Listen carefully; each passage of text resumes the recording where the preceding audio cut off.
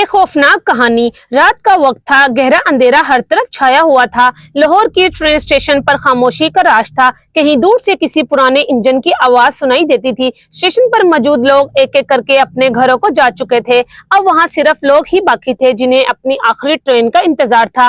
یہ 1947 کا زمانہ تھا، بر صغیر کی تقسیم کے بعد کا دور۔ لوگ اپنے گھروں سے بے گھر ہو چکے تھے اور ہر کوئی کسی نہ کسی طرح اپنی جان بچا کر دوسرے علاقے میں جانے کی کوشش کر رہا تھا۔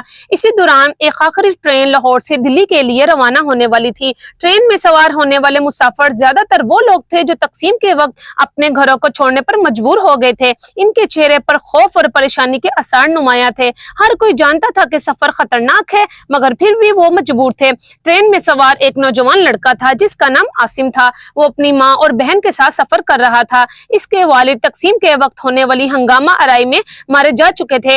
عاصم کی ماں بہت بیمار تھی اور اس کی بہن ابھی بچپن کے دنوں میں تھی۔ عاصم کو ہر حال میں اپنی ماں اور بہن کو دلی پہنچانا تھا جہاں ان کے کچھ رشتہ دار رہتے تھے۔ ٹرین کے روانہ ہونے کا وقت قریب آ گیا تھا۔ اچانک اسٹیشن پر ایک عجیب سی خاموشی چھا گئی۔ ہوا میں سردی بڑھ گئی اور ماحول کچھ غیر معمولی سا محسوس ہونے لگا۔ کچھ دیر بعد اسٹیشن کے عملے نے اعلان کیا کہ ٹرین روانہ ہونے والی ہے۔ ٹرین آہستہ آہستہ پلیٹ فارم سے روانہ ہوئی۔ عاصم اور اس کے خاندان نے اللہ کا نام لیا اور سفر کا آغاز کیا، مگر جیسے جیسے ٹرین آگے بڑھتی گئی عاصم کو کچھ عجیب سا محسوس ہونے لگا۔ اسے یوں لگ رہا تھا جیسے کوئی ان کا پیچھا کر رہا ہو۔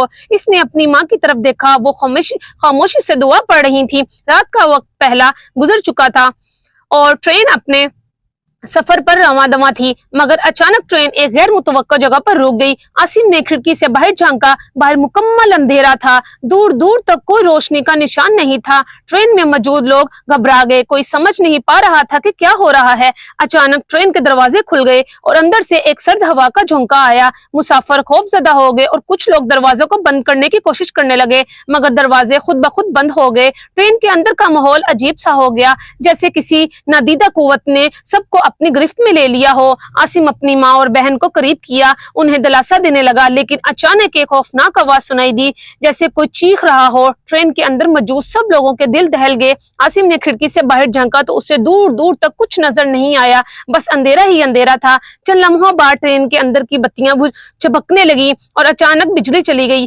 اندھیرے میں سب کچھ غیر واضح ہو گیا۔ عاصم نے اپنی ماں کو زور سے پکڑا اور دعا کرنے لگا۔ اچانک اسے محسوس ہوا جیسے کوئی ان کے قریب آ رہا ہو۔ وہ آواز سننے کی کوشش کر رہا تھا کہ اچانک ایک سرد ہاتھ نے ان کے کندھے کو چھوا۔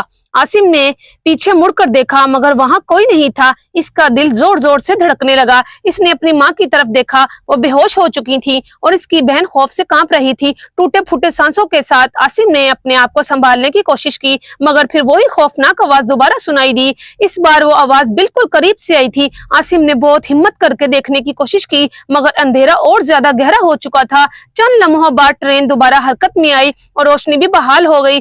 عاصم نے جلدی سے اپنی ماں کو جگایا اور انہیں پانی پلایا، مگر اس کے دل کی دھڑکن اب بھی تیز تھی۔ اسے ایسا محسوس ہو رہا تھا جیسے کوئی انہی کی ٹرین میں موجود ہے جو دکھائی نہیں دے رہا۔ رات کے آخری پہر میں ٹرین ایک ویران اسٹیشن پر رک گئی۔ عاصم نے باہر دیکھا، اسٹیشن بالکل خالی تھا، وہاں کوئی بھی موجود نہیں تھا۔ اچانک ٹرین کے تمام دروازے ایک ساتھ کھل گئے۔ مسافر کی چیخو پکار شروع ہو گئی، مگر کوئی بھی دروازے بند نہیں کر سکا۔ کچھ لوگوں نے نیچے اتر کر بھاگنے کی کوشش کی، مگر جیسے ہی وہ نیچے اترے ان کے قدم منجمد ہو گئے، وہ اپنی جگہ پر ساکت کھڑے رہ گئے۔